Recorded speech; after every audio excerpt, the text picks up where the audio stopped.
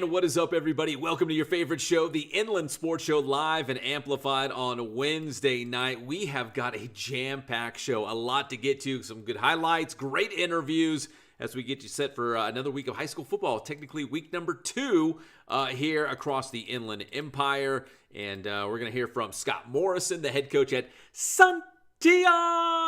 The Sharks are 2-0 heading into the bye week, so things are going very well for Scott Morrison and the Sharks. We're going to hear from Bob Stangle Jr., the head coach at Redlands High School. Big win against Banning. They got a Thursday night special against Grand Terrace coming up this week, so we'll check in with Coach Stangel.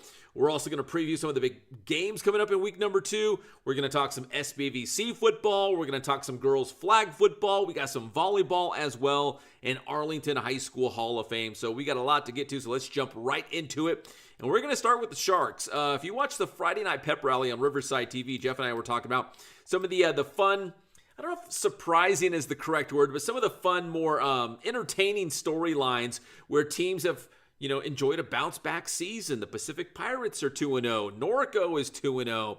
I could go down the list of these teams who have, kind of righted the ship, and they're winning some ball games again. And one of those is Santiaaago. The Sharks are 2-0. And listen, if you win on the road at Yucaipa and you beat Hillcrest, those are 2 good wins for Santiaaago. So they're on our short list of, teams having a renaissance season, a bounce-back season, back to their winning ways. So good to see the Sharks collecting a couple W's to start the season, and now they go into the bye week feeling pretty good about themselves. So here is head coach Scott Morrison talking more about the 2-0 start and just the attitude, the mindset of this team as they go forward into the season, hoping to make the playoffs at the end of this thing. Here is Coach Morrison on the Inland Sports Show. Inland Sports. And now join us here on the Inland Sports Show, the head coach at Santiaaago. The Sharks are 2-0 going into the bye week. It's Scott Morrison. And Coach Morrison, man, I don't know. It's been a while since Santiaaago has started a season 2-0. And not just 2-0, you beat 2 really good teams to get to this point. What have you liked about your team through the first, couple of games of this season? What has impressed you about your Sharks? Well, first, thanks for having me. It's certainly an honor to be here. Our guys started this journey really, November. To be honest with you, we played our last game last year on November 1st, and on November 4th, we had probably the most challenging, physically grueling workout that we had in several years, and watching our players respond to that workout, we felt like we had something pretty good. So it's really been just kind of a journey, an 10-month journey where our guys have responded to every challenge that we put in front of them. And they're a super committed group who's worked really hard and improved themselves physically, emotionally, intellectually. So I think the payoff, this first 2 weeks has been a nice payoff, but they recognize and realize that there's a lot of work left to be done. So, Coach, for this team, do you think it was important to get off to a good start, just kind of build some confidence, bring that winning mindset back to the team? Kind of, again, beating Yucaipa and Hillcrest, 2 really good teams. I would feel that the vibe, the mood right now is very good with your team. There's no question about that. The thing that's impressed me most about this group of players and coaches is our humility.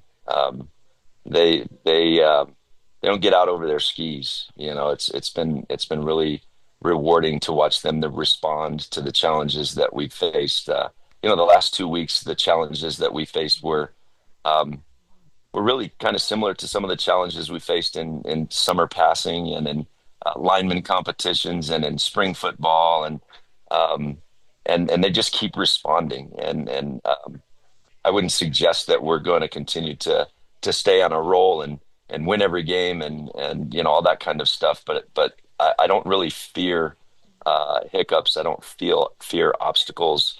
Yes, super important that we get off to this good start, because it really the payoff for the hard work.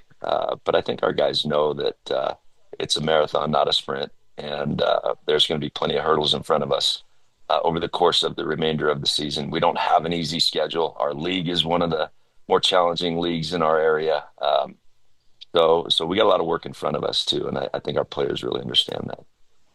Coach, quickly going back to the Hillcrest game, which felt like a heavyweight fight. I mean, how exciting was that, the finish to, a game-winning field goal? Like, kind of, walk me through what that felt like.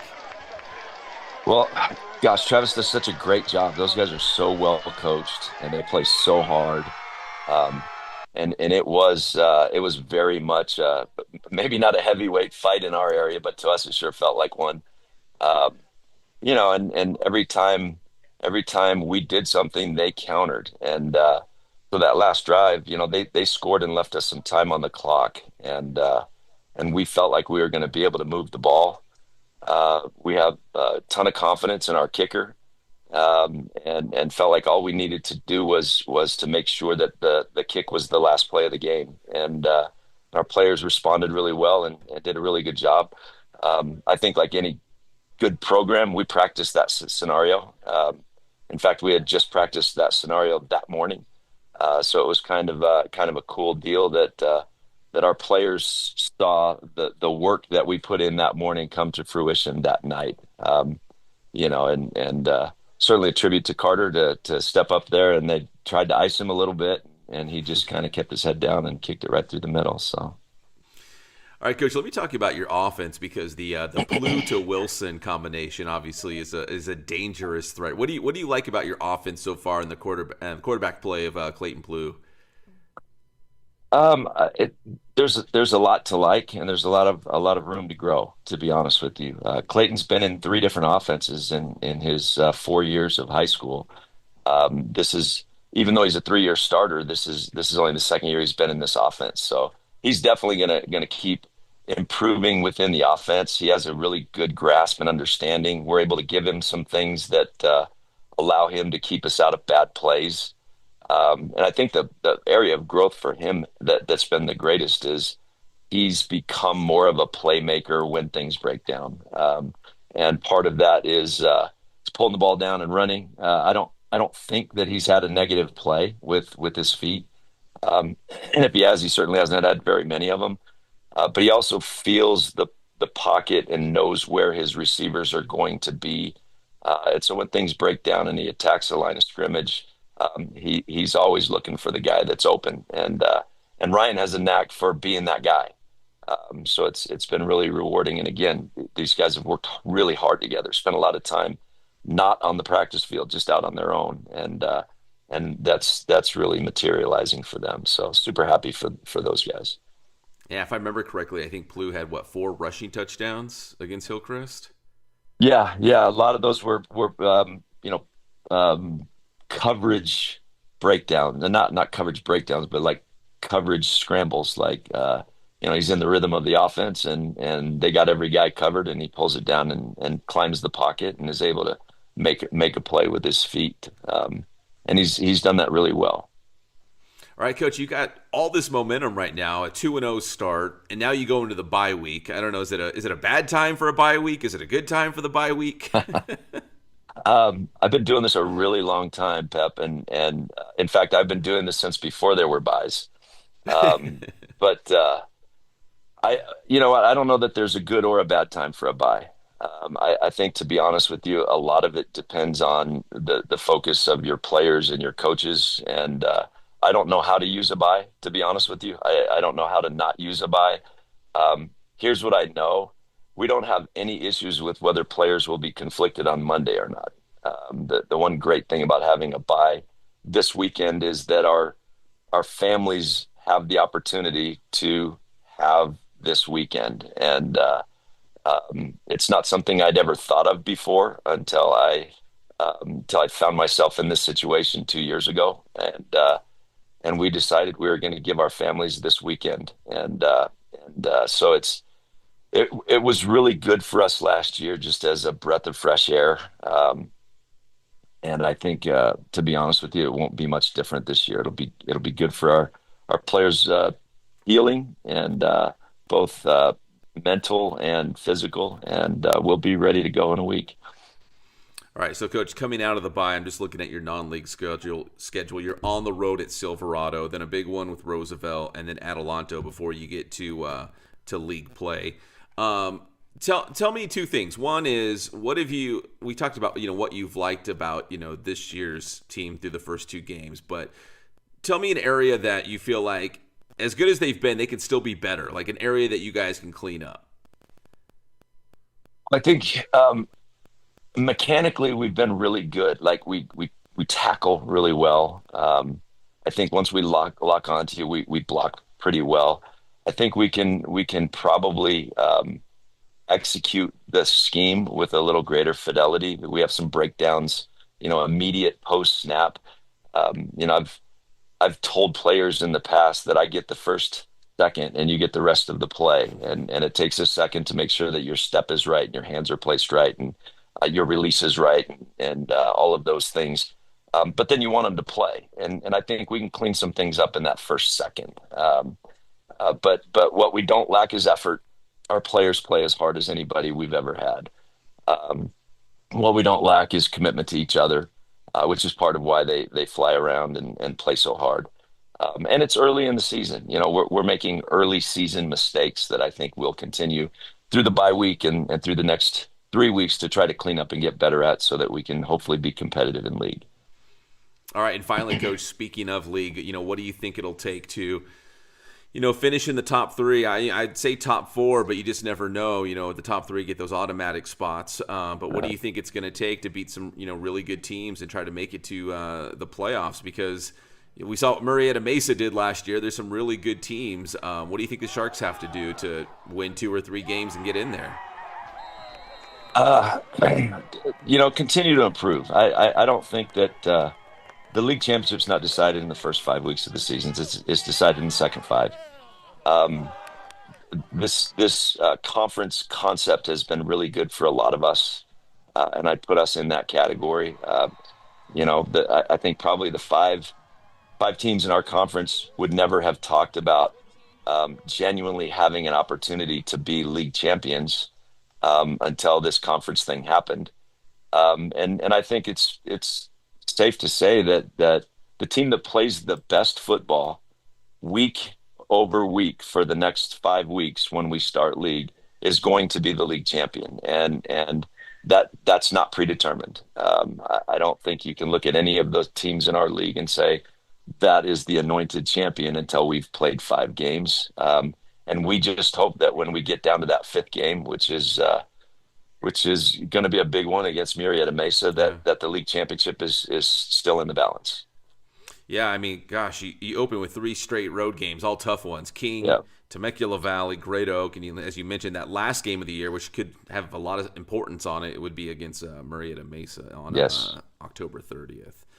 Well, Coach Morrison, listen, I really appreciate your time. You let me bug you on your little quick getaway during this bye week, so I do appreciate it. Congrats on the hot start, and nothing but the best the rest of the season. Appreciate it, Pep. It's been an honor. Appreciate you recognizing our guys. They certainly worked hard and deserve it. You got it. That is Scott Morrison, the head coach of the Sharks, here on the Inland Sports Show. Inland Sports. All right, that's the one and only Scott Morrison, the head coach of the Sharks, enjoying a 2-0 start to the season. And this segment of the Inland Sports Show has been brought to you by our good friends at Tailgate Like a Boss. You too can slay the day by renting this toy hauler for, your tailgate party, any kind of party, block party, getting your friends together, enjoying some sports. Follow them on Instagram. That is Tailgate Like a Boss. And you could be slaying the day and being the talk of the neighborhood out there. And perfect for bachelor parties, tailgate parties, birthday parties. And again, or just an excuse to get the guys together, watch some sports, and have a good time. So that is Tailgate Like a Boss here on the Inland Sports Show. All right, when we come back here on the program, we got a lot to get to in this next segment. We're going to talk high school football, some of the top matchups in week number 2, SBVC football, a little volleyball, a little girls flag football as well. So we're going to take our first quick commercial break of the night, and we'll be right back after this on the Inland Sports Show. The Inland Sports Show is brought to you by Kin Sporting Goods in Norco, #1 in the Inland Empire for team uniforms, sports equipment, and Letterman's jackets. Bass Athletics in Corona, driven by passion and hard work, Bass Athletics helps student athletes push their limits, compete with heart, and build the discipline to succeed in sports, school, and life. For more information on the Bass Private School, visit bassathletics.com. Paulson Orthodontics in Redlands with Dr. Marcus Paulson. Personalized treatment you deserve from an orthodontist that you can trust. And Chick-fil-A in Yucaipa, right off the 10 freeway at Yucaipa Boulevard. Eat more chicken. It's football season, which means it's tailgating time. Follow Tailgate Like a Boss on Instagram, and you can book this one-of-a-kind custom tailgating toy hauler for your next game or event.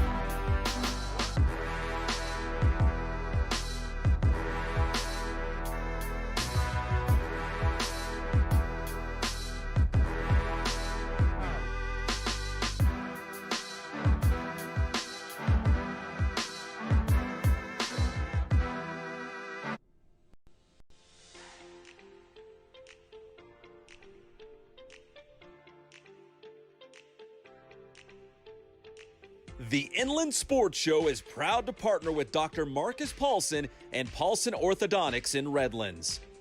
Dr. Paulson and his team work with children, teens, and adults using orthodontic products like traditional braces and Invisalign to make a difference in the appearance, comfort, and function of each patient's teeth. Paulson Orthodontics welcomes new patients, so schedule a visit today.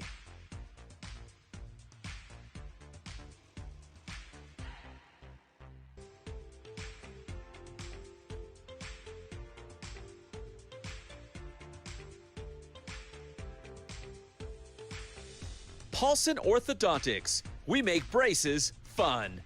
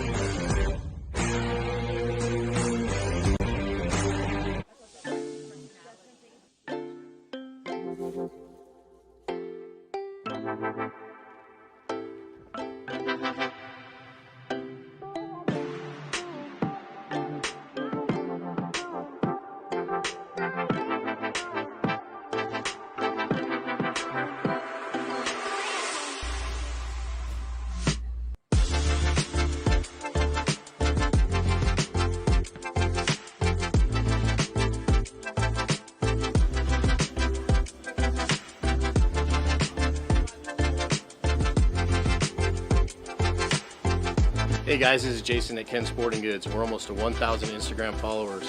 Tell your friends, like us, come down and see us. Thank you so much for your loyalty.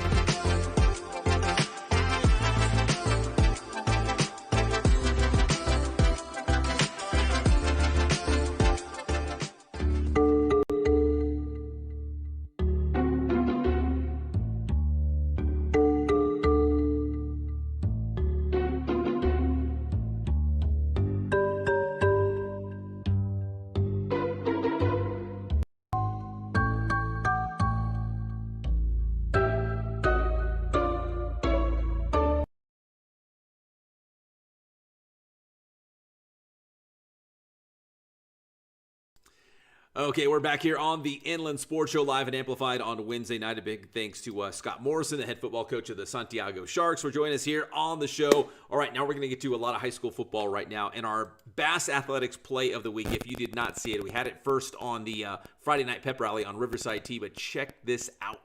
Inland Sports. It's Norta Vista's King Butler playing some defense on Rancho Christian. Check this out. Looked like Rancho Christian was going to punch in a touchdown, but King Butler comes up with the interception, and he's going all the way back. The house call, 100 yards on the touchdown. It was a big win for Norta Vista against Rancho Christian, and in terms of big plays in the game, none bigger than the pick six. Here's another angle of the same play as King Butler jumps the route, makes that pick, and he is off to the races. Our Bass Athletics play of the week. King Butler from Norta Vista High School, 100 yards on the pick six. All right, so we go from the Bass Athletics play of the week to the Bass Top 25 poll. Now we have 2 weeks of high school football under our belt. We're going into week number 3, although technically week number 2, right?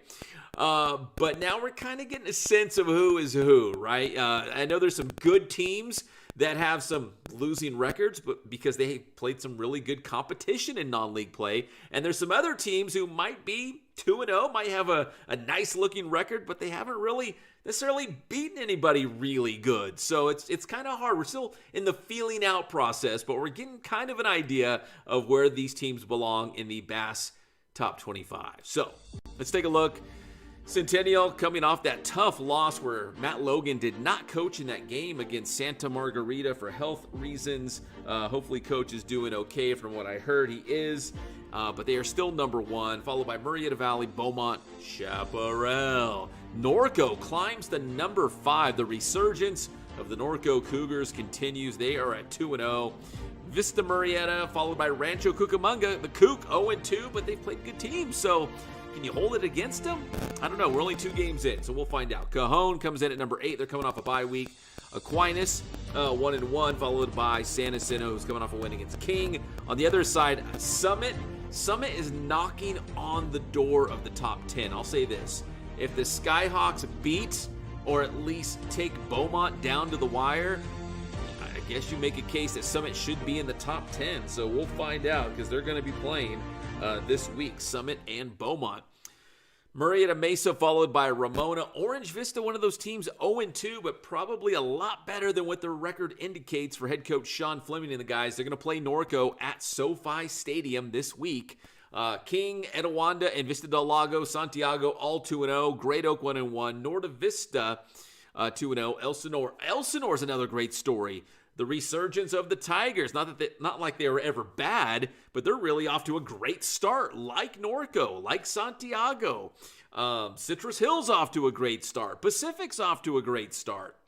Hillcrest, Riverside Poly, and Tockwitz cracked the top 25 for the first time this season. Congrats to the Bears and the Titans, and Valley View in at number 25. If we did bubble teams, the teams that would be on the bubble right now after 2 weeks of play, it would be Yucaipa, Citrus Valley, Rancho Verde, and Temecula Valley in no particular order. So those are the teams right there on the cusp. A big win, and they're right back in the top 25. They're right there on the doorstep. So that's how it looks after 2 weeks of high school football as we go into technically week number 2 here. And we'll update the Bass Top 25 again next week. And you can get all your high school football scores and highlights Friday night on Riverside TV. It's the Friday Night Pep Rally. Myself and Jeff Gorham breaking it all down. So hope you'll stay up late with us. We go live at 11 o'clock all the way till about midnight at Riverside TV, the beautiful Riverside TV studios. Looking forward to that. So we break down all the action from Thursday and Friday night high school football, but we do have some Saturday games, including, well, it's going to be a rematch of Redlands East Valley and Riverside Poly. They will play this Saturday at RCC's Wheelock Stadium, 7 o'clock, but it's a rematch of when the Wildcats and the Bears played back in 2014 for the CIF Southern Section Inland Division Championship. It was an instant classic. That's Chandler Drakesland, the quarterback for Riverside Poly. He had a lot of weapons. Akili Ross, Devontre Hill, the running back. There's Akili Ross right there. Really good Riverside Poly team, senior heavy. But it was the Wildcats, led by Armando Herrera, the 4-year starter for Coach Kurt Bruick and the Wildcats, as Redlands East Valley came out on top in a real nail-biter. 36-33 was the final score, so Rev would win the CIF championship. They would go on to win a Division II state championship. And the CIF championship game, the highlights you're looking at right now, that was played at Ramona High School. But this Saturday, the Bears and Wildcats will renew their rivalry at RCC's Wheelock Stadium at 7 o'clock. Should be a lot of fun in that one. All right, now transitioning to college football. San Bernardino Valley College, they only played 2 games last year because they forfeited the other 8 because they didn't have enough guys to safely field a college football team. Well, James Griffin got a hold of the program, and he has turned things around in a hurry. The Wolverines had their season opener this past Saturday against Antelope Valley College. We carried the game live on IEMG. That's the IE Media Group YouTube channel, so you can go check that out. And a lot of pomp and circumstance where we had a flyover by the SBVC Aviation Department. It was also the centennial, the 100-year anniversary of the school, although they played football for 99 years because of COVID. SBVC trailed 33-8 in the second quarter, but they would rattle off 20 unanswered points to make it 33-28. They had some opportunities to win the game. So close, but a good effort by the Wolverines and the head coaching debut of James Griffin. Of course, he wanted to win the football game, but there was a lot of positives to draw for SBVC. Here's head coach James Griffin after the game. I mean, I love our grit, and, like I told these guys, I'm proud to be their coach. We only been practicing since June the 9th as a team. We'll learn from it, we'll watch the film, and we'll grow from it. The best thing is that second half team that's who I think we are. So now we go watch the film, and we will become that team. So we'll be okay. Like I told them, be excited about where we can go. So, I was just telling our athletic director, I'm like, when I used to play against San Bernardino Valley, if that was a score, the game was over. So it showed about the character of the team and the character of the coaches. It wasn't a lot of, pointing fingers. It was like, let's just fix the problems. And I take a lot of that to my coaches because they did a good job second half adjustments. And like I said, I got great coaches, and it showed tonight. They kept the guys alive, and like I said, I'm excited about where we're going down in the future. All right, Coach Griffin and the Wolverines are on the road this Saturday as they take on LA Valley College.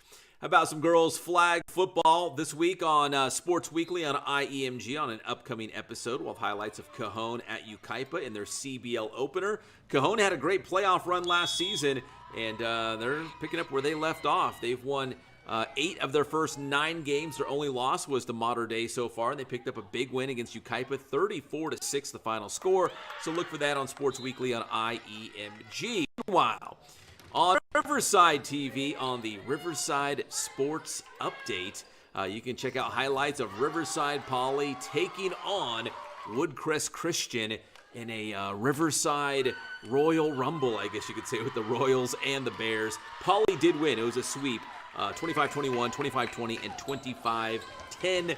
Again, highlights on the Riverside Sports Update this week.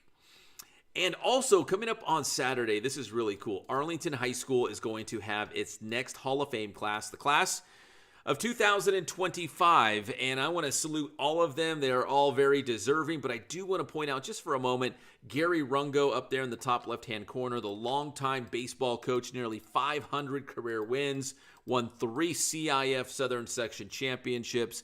He will be part of the class of 2025. And on Saturday, they're going to rename the baseball field at Arlington High School after Coach Rungo.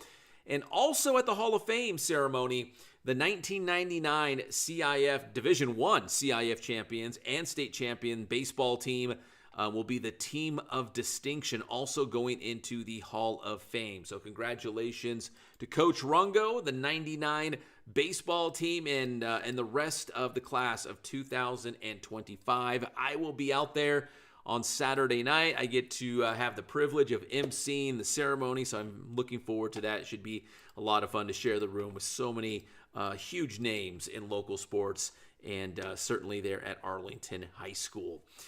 All right, we're going to take another quick break here on the Inland Sports Show. When we come back, Bob Stangle Jr., the head coach of the Redlands Terriers. We'll check in with him, see how the long blue line is doing this season. That's after this here on the Inland Sports Show. The Inland Sports Show is brought to you by Kin Sporting Goods in Norco, #1 in the Inland Empire for team uniforms, sports equipment, and Letterman's jackets. Bass Athletics in Corona, driven by passion and hard work, Bass Athletics helps student athletes push their limits, compete with heart, and build the discipline to succeed in sports, school, and life. For more information on the Bass Private School, visit bassathletics.com. Paulson Orthodontics in Redlands with Dr. Marcus Paulson. Personalized treatment you deserve from an orthodontist that you can trust. And Chick-fil-A in Yucaipa, right off the 10 freeway at Yucaipa Boulevard. Eat more chicken. It's football season, which means it's tailgating time. Follow Tailgate Like a Boss on Instagram, and you can book this one-of-a-kind custom tailgating toy hauler for your next game or event.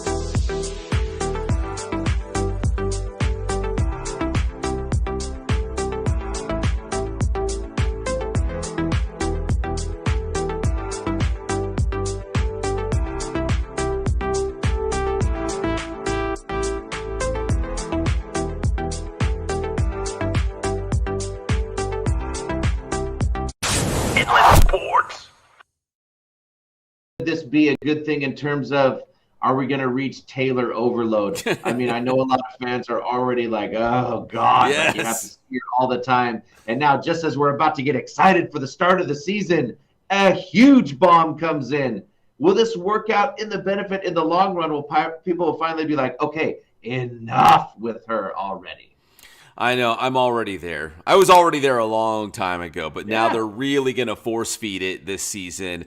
So we'll see how that goes. It's like, come on, dude. Right at the start of the NFL season, this is what we're talking about. We should be talking about Eagles versus Cowboys, or which team's going to go from worst to first, or Super Bowl predictions. No, we're talking about the engagement photos here. I know it. It's all Micah Parsons and Jerry Jones and Taylor Swift. Yes. Yeah, you're exactly right. So we talk about Eagles, Cowboys a week from today. Don't forget, a week from tomorrow on Friday night next week, it'll be Chargers and Chiefs in Brazil. Now, probably the headline will be, is Taylor Swift making the trip, down to Brazil to watch the Chiefs? That'll probably be the headline, but in reality, that's a great matchup. Are the Chargers ready to step up and take the crown away from Kansas City in the AFC West?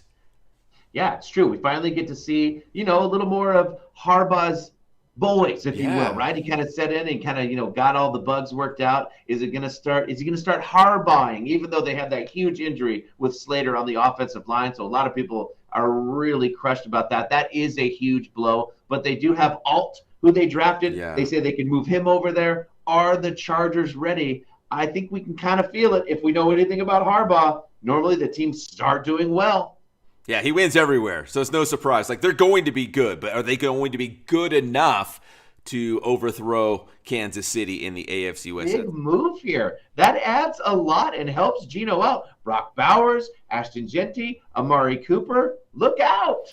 Yeah, this is a very good young Raiders team, but to bring in a guy like Amari Cooper, who's a seasoned veteran, you know exactly what you're going to get with him. He might not be flashy, but he comes to work every single day. You know what he's solid. You know what you're going to get. So I think that's a huge addition to bring him back to the Raiders. So yeah, the Raiders out there would again, Taylor Swift making all the headlines. What's going on with Micah Parsons with Dallas? The Raiders quietly making all these moves to get better.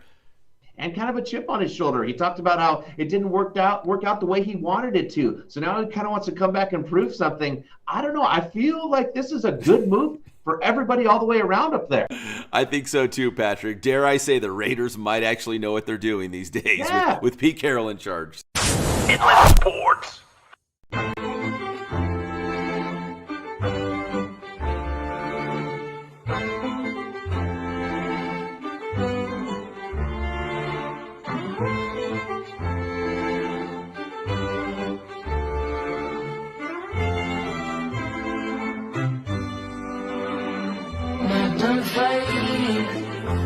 I don't feel outdoors in my dreaming. It's been more like eyes got me feeling like it's so too much I've been beating, but I can't give up. I'm still fighting. I don't feel outdoors in my dreaming. It's been more like eyes got me feeling like it's all too much. I feel beaten, but I can't give up. Waking up, feeling like the thing for one. Count up my ones, lacing up my favorite ones. One of a kind, one of one, the only one. Got one shot and one chance to take it. Kiss my mama on the forehead before I get the cold red. Cause I was born bred to go in. Toast red and swing by 410. Patty cornbread in the concrete jungle with my homies. All get focused, all raise your toasts. All right, welcome back to the Inland Sports Show. Time now to check in with the Long Blue Line. The head coach of the Redlands Terriers, Bob Stangle Jr. Redlands coming off a win against Banning. They've got Grand Terrace on Thursday night this week. And Coach Stangel says his group is getting better each week, and it's pretty simple, as you're about to hear. When it comes to winning football games, don't make mistakes, stay healthy, get better week to week, right? We're not reinventing the wheel here, and Coach Stangel's on to something. Here is Coach Bob Stangle Jr., head coach of the Redlands Terriers, on the Inland Sports Show. Inland Sports. And now join us here on the Inland Sports Show, the head coach of your Redlands Terriers, Bob Stangel Jr. And Coach, hey, big win against Banning last week, and it's always good to get a couple early season wins, right? Kind of build some confidence, some momentum for the rest of your non-league action before CBL play. What did you guys jumped out to a big lead on Banning, but what did you like in that victory against Banning? Well, unlike well, I appreciate you having me, number one.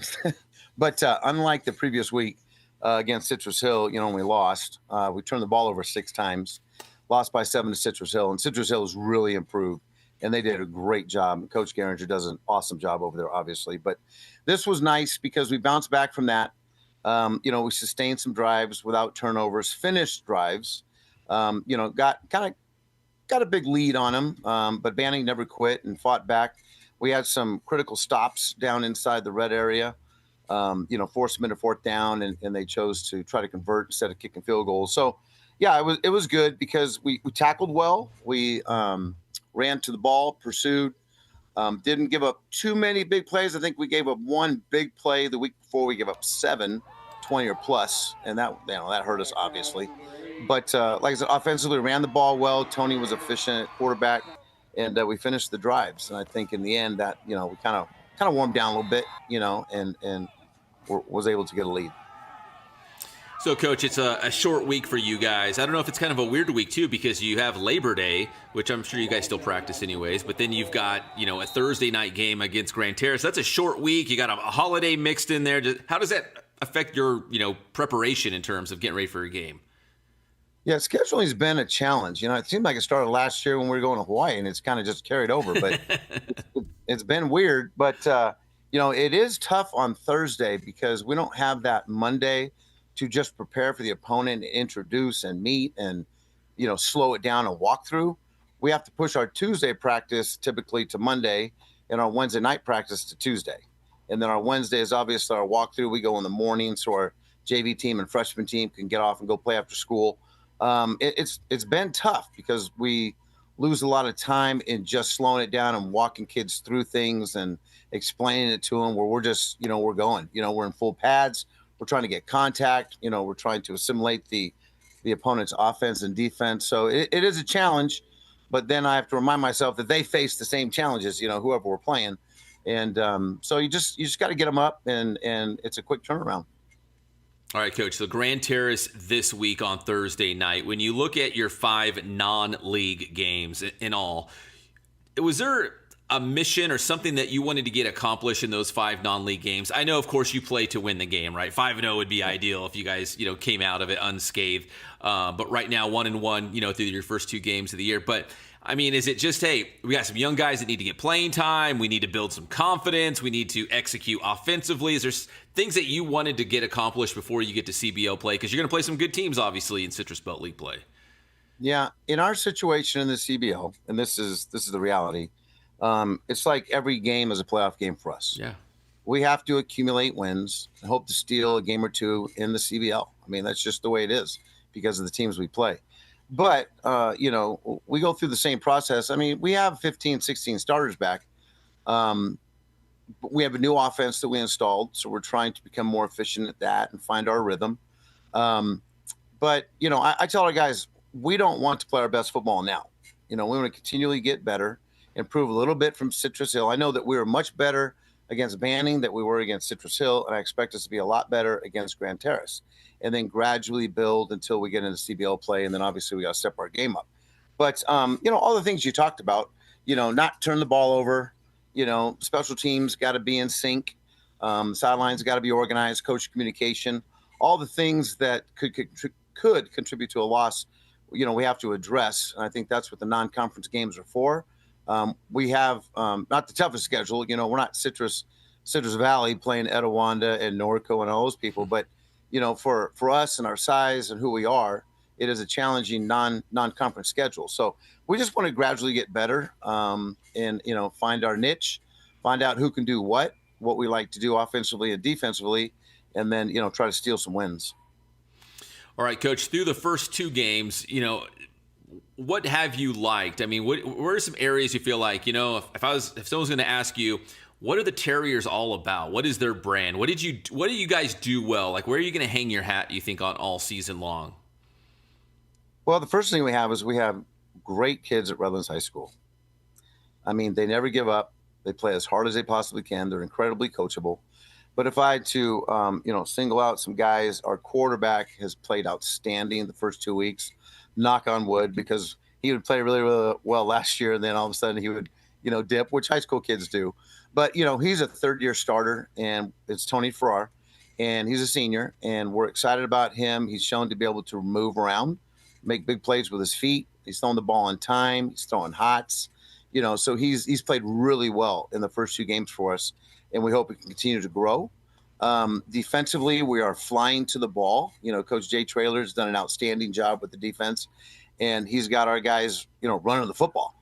So, Coach Brook used to say, him and Coach Fazio, when I played at Fontana, they would say, hey, the first guy get there, hold him up and let everybody else get a shot on him, So we've talked about that a little bit, getting all 11 guys to the ball. And sometimes that's not always entirely possible, but we try to instill that in them because we don't have the fastest guys. We don't have the biggest and strongest guys, but 11 guys playing together, they can get the job done. So our defense has really stepped up. We've gotten better. We're running, tackling, and the quarterback has played a lot better. And our receivers are catching the ball and making big plays for us. We have a great receiving core because they're very unselfish. They play for each other. They get excited for each other. The offensive line is coming around with Coach Davis. He came over from Rev. We're excited about him. He's done a wonderful job with them. He had all 5 coming back, so that helps. They work well together. We're trying to find a running back. We're trying to find a guy to replace Teddy McGee, who is impossible to replace. But we've got a few guys who have stepped up, and they're trying, and so I think we're going to be better there. Coach, it's funny you bring up, of course, the legendary Dick Bruick, Skip Fazio. I'll throw your dad in there as well. Like old school football. Do you think you could coach the way they used to back then and do it now? Like, would it still work? Is football? Yeah, I think it is, because when you talk about Coach Bruick and my dad and Coach Fazio, they were all great communicators. They were great with kids, and they could reach anybody. It's amazing. I was talking to John Murphy the other night, and that's really the key, to reach kids, get them to play hard for you. Coach Gadd, Tom Gadd, who was the defensive coordinator at Utah when I was there, he said, you got to get the kids to play hard for you. And the only way to do that is to build a rapport with them, make them feel like, they're important and they have value and they can succeed. And then, they'll buy into what you're doing. And it becomes a, cooperative effort. But yeah, I think so, because like we talked about before, obviously those guys are great coaches, but the thing they all have in common is the ability to communicate and get kids to do what they need them to do and make them feel like, they can accomplish anything. That in itself is amazing for coaches to be able to do that. So it's kind of a loaded question, but how do you do that? How do you relate to your players? How do you get them to, it's a cliche, but to buy in, right? I'm going to buy what you're selling. I want to be coachable. I'm going to soak in what you're saying, and we're going to, do what you want to do. Right. Well, I think personally, with my experience, a lot of it is a direct result of their families. Yeah. The support that we have from the parents is instrumental. If a kid gets in the car and the parents are not saying very nice things about the program or the coaches, then the kid is going to feel that way, because they're the most influential people in their lives. But the reality of it is, we see our kids. I think we have a great group. Our coaches are always together in the morning. We see our kids in the morning, because our team room is connected to our football office. I don't know if you've ever been at Redlands. And then we see them at lunch. They come in, we eat lunch together. Some eat in the football office, they eat in the team room.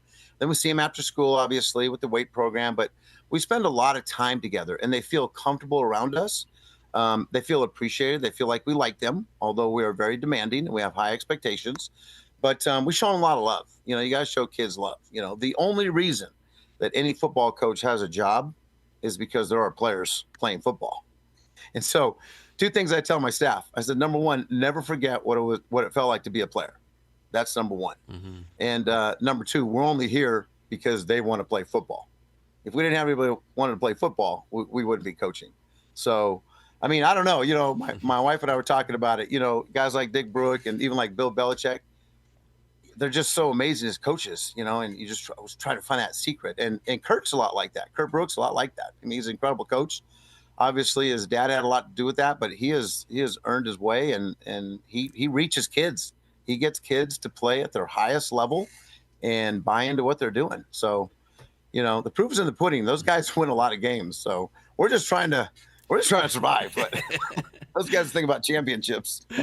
Well, Coach, speaking of surviving, I'm not here to predict a Citrus Belt League champion right now on the show, but I think that the battle for third and or fourth place, like you said, every game's going to feel like a playoff game when we get the CBL play. You know, when you look at third or fourth place and, you know, the automatic spot or maybe an at-large out of the fourth place spot, I mean, do you feel like, hey, the Terriers should be in the mix? Why not Redlands?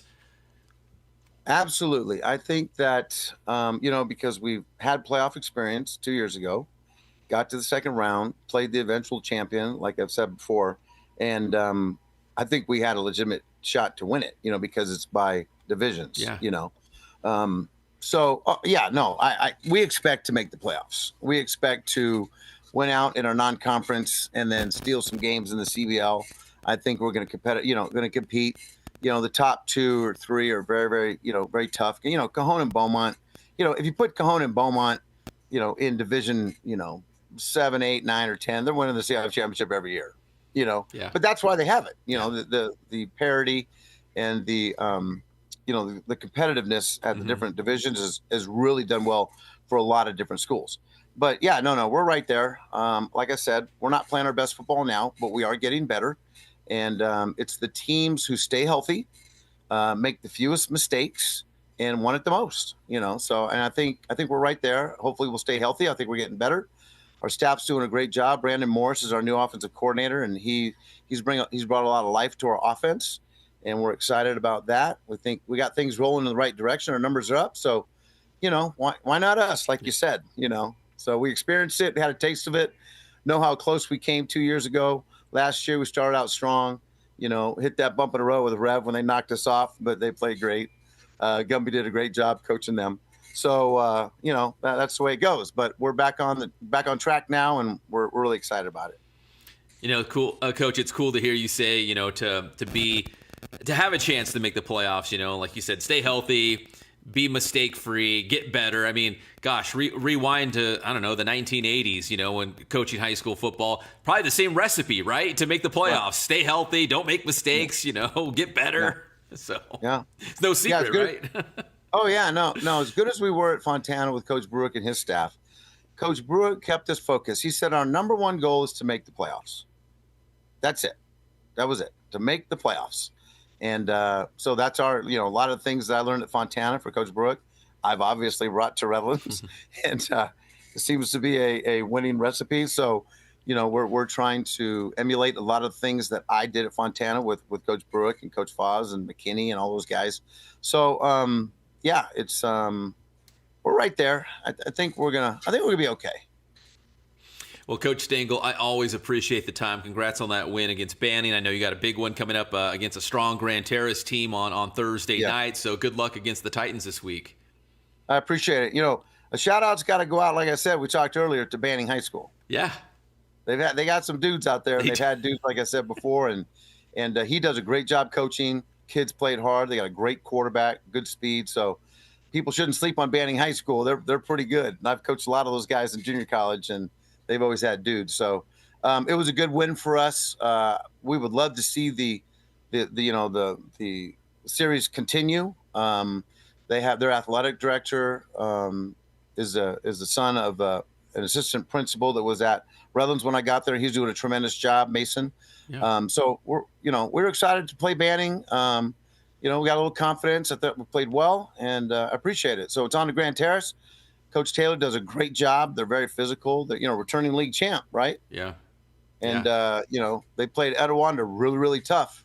So we got our hands full. We just hope to make it competitive and make a good showing. So I appreciate you. Thank you. You got it. Yeah. GT battled Palm Springs last week, too. I think it was a one touchdown game, 28-21. Yeah. So, they're doing a good job out there at Grand Terrace.